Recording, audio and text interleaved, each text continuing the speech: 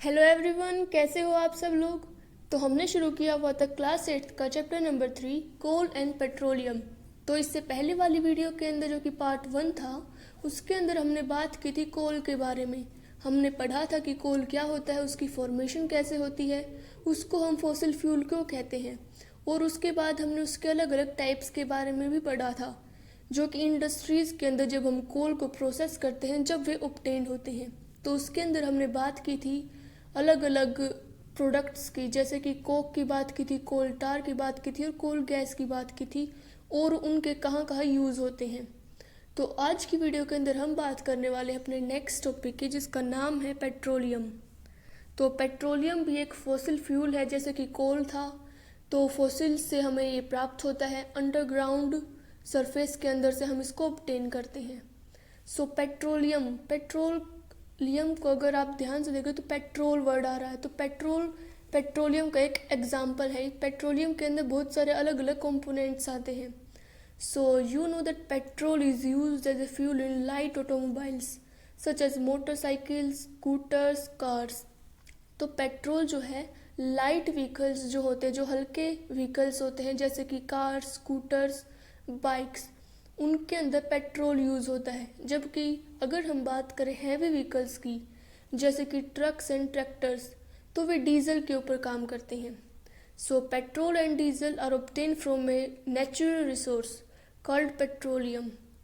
तो पेट्रोल और डीजल ये दोनों ही एक ही जगह से आ रहे हैं, दोनों एक ही चीज़ से ऑब्टेन्ड हो रहे हैं, जो कि है पेट्रोलियम।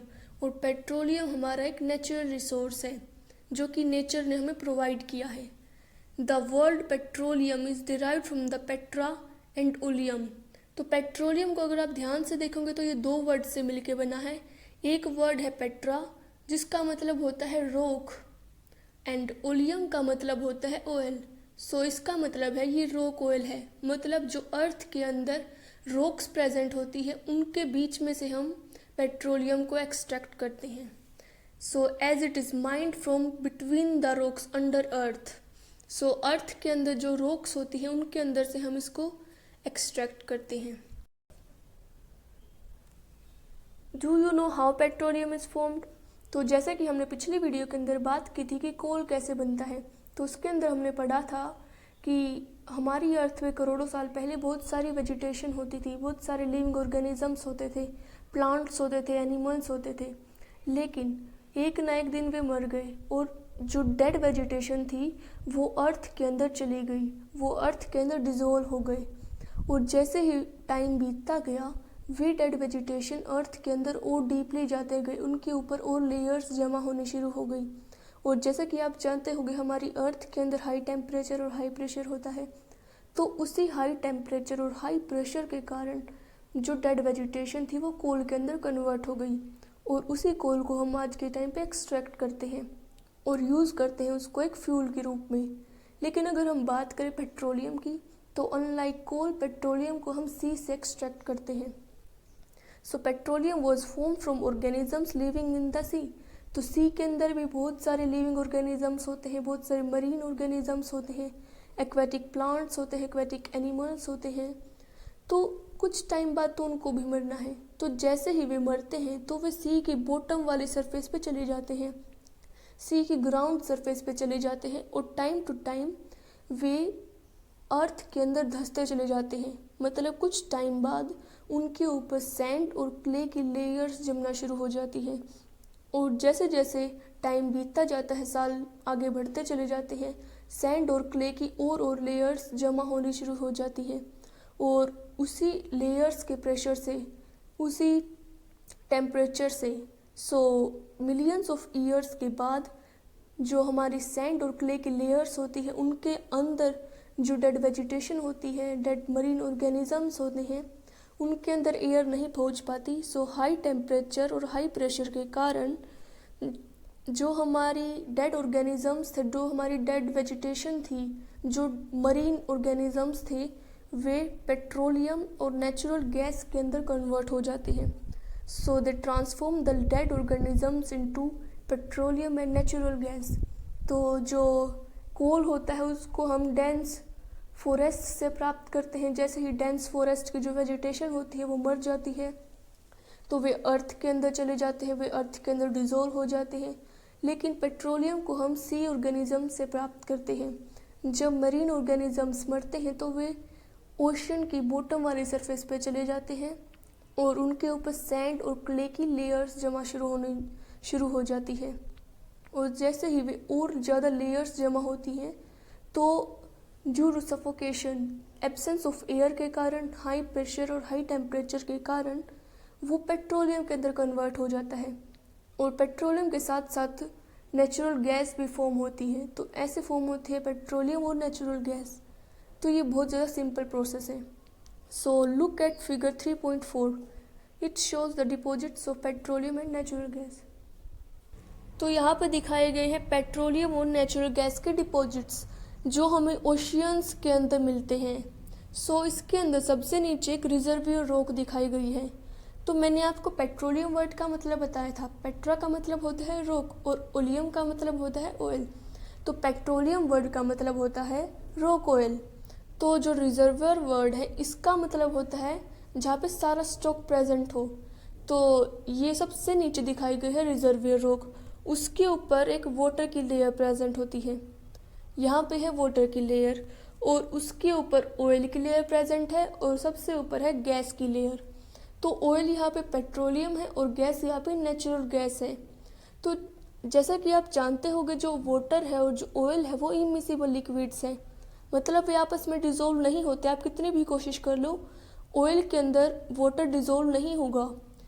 तो जैसे ही आप एक वाटर के गिलास में ऑयल डालोगे तो ऑयल जो है वाटर के ऊपर वाली सरफेस पे तैरने लगता है। क्योंकि जो ऑयल है वो वाटर से कम डेंस है, वो ऑयल वाटर से हल्का होता है।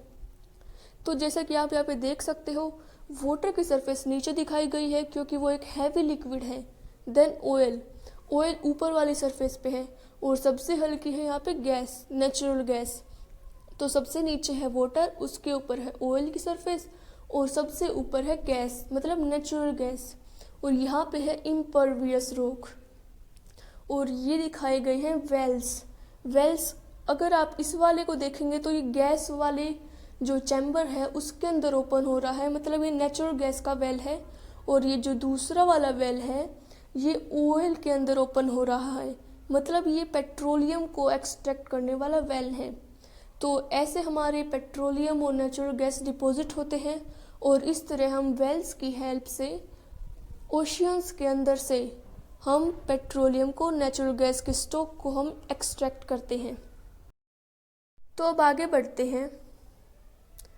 सो look at figure 3.4, it show the deposits of petroleum and natural gas. ही हमने देख लिया है। So you see that the layer containing petroleum, oil and gas is above that of water.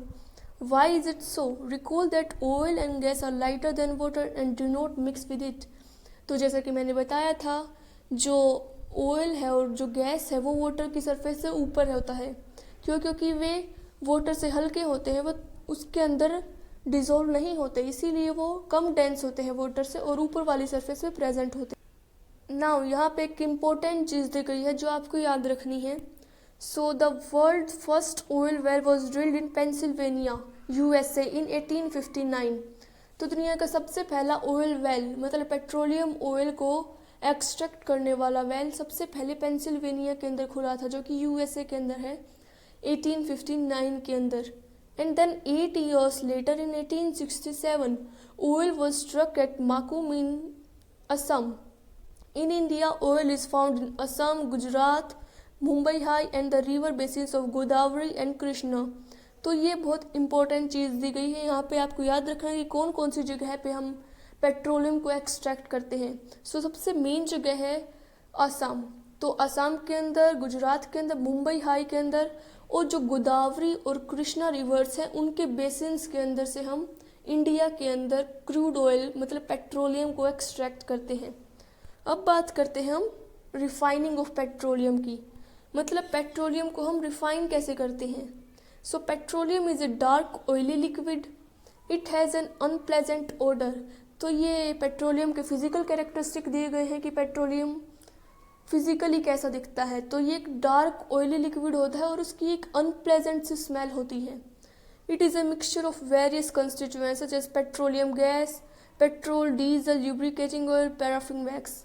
तो जैसा कि मैंने शुरू में बताया था, पेट्रोलियम के अंदर आप समझ रहे होंगे कि पेट्रोलियम के सिर्फ पेट्रोल नहीं है, पेट्रोलियम के अंदर और भी कंपोनेंट्स आते हैं, जैसे कि petroleum oil, petrol, diesel, lubricating oil, paraffin wax. जैसे कि हमने कोल के अंदर बात की थी, उसके बहुत सारे कंपोनेंट्स थे, जैसे कि कोक, कोल टार, कोल गैस। वैसे ही पेट्रोलियम के भी बहुत सारे कंपोनेंट्स होते हैं जो कि हम प्रोसेसिंग से उनको ऑब्टेन करते हैं, बाई प्रोडक्ट्स के रूप में हम उनको ऑब्टेन करते हैं।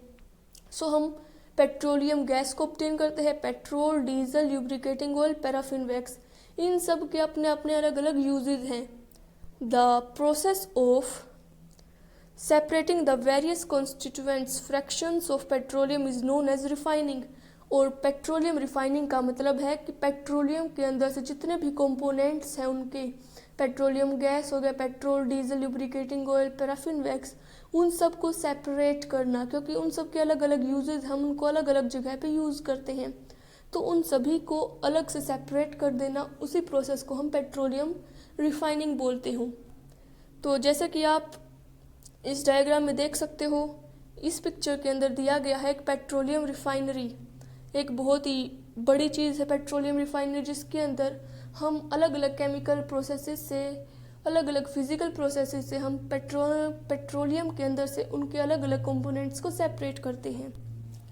So it is carried out in A petroleum refinery. जैसे कि आप इस डायग्राम में देख सकते हो, पेट्रोलियम रिफाइनरी के अंदर हम पेट्रोलियम को सेपरेट करते हैं। Various constituents of petroleum and their uses are given in table 3.1. Many useful substances are obtained from petroleum and natural gas. These are termed as petrochemicals.